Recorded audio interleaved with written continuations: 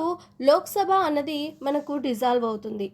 Okay, government పడిపోతే Lok Sabha dissolve అయిపోతుంది, లేకపోతే ప్రైమ్ మినిస్టర్ చనిపోయిన లోక్సభ డిజాల్వ్ అయిపోతుంది. ఓకే, అండ్ రాజ్యసభ అన్నది మనకు పర్మనెంట్ హౌస్, రాజ్యసభ డిజాల్వ్ అవ్వదు, లోక్సభ అన్నది డిజాల్వ్ అయ్యే ఛాన్సెస్ ఉంటాయన్నమాట.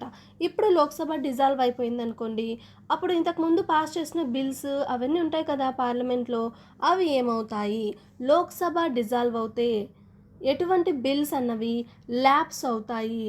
ల్యాప్స్ అంటే ఎటువంటి బిల్స్ అన్నవి రైట్ పోతాయి, ఎటువంటి బిల్స్ అన్నవి పోవు అన్నవి.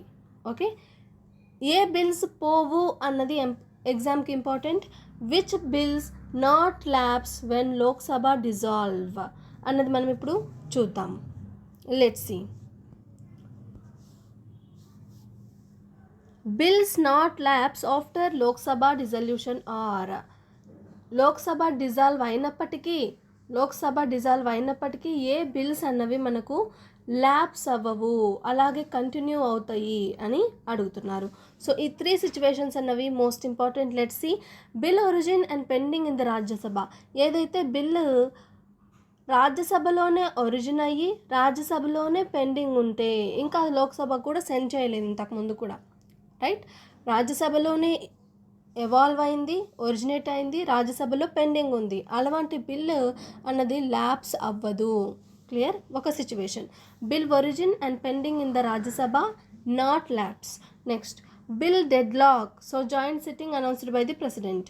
రాజ్యసభ లోక్సభ ఇంతకుముందు బిల్ వచ్చినప్పుడు ఎవరూ అంగీకరించలేదు, సో ప్రెసిడెంట్ జాయింట్ సిట్టింగ్ని పెట్టారనమాట. జాయింట్ సిట్టింగ్కి అనౌన్స్ చేసిన బిల్లు కూడా మనకు ల్యాప్స్ అవ్వదు. నెక్స్ట్, లోక్సభలో రాజ్యసభలో ఇంతకుముందు పాస్ అయిపోయింది, మొత్తం పాస్ అయిపోయి ప్రెసిడెంట్ కోసం అసెంట్ కోసం వెయిట్ చేస్తుంది, ప్రెసిడెంట్ సైన్ కోసం. అటువంటి బిల్లు ల్యాప్స్ అవుతుందా అంటే అటువంటి బిల్లు కూడా ల్యాప్స్ అవ్వదు. క్లియర్? 3 types of bills. మళ్ళీ చూడండి, 3 types ఆఫ్ బిల్స్. బిల్ ఏదైతే రాజ్యసభలోనే ఒరిజినేట్ అయ్యి రాజ్యసభలోనే పెండింగ్ ఉందో అది లోక్సభ డిజాల్వ్ అయినప్పటికీ ఆ బిల్లు ల్యాప్స్ అవ్వదు, కంటిన్యూ అవుతుంది. సెకండ్ సిచ్యువేషన్ వచ్చేసి జాయింట్ సిట్టింగ్కి అనౌన్స్ చేసిన బిల్ అన్నది మనకు ల్యాప్స్ అవ్వదు. ఓకే, ఇంకా వాళ్ళు రాలేదు కదా, సో జాయింట్ సిట్టింగ్కి అనౌన్స్ చేసిన బిల్ అనేది మనకు ల్యాప్స్ అవ్వదు, లోక్సభ డిజాల్వ్ అయినప్పటికీ ల్యాప్స్ అవ్వదు.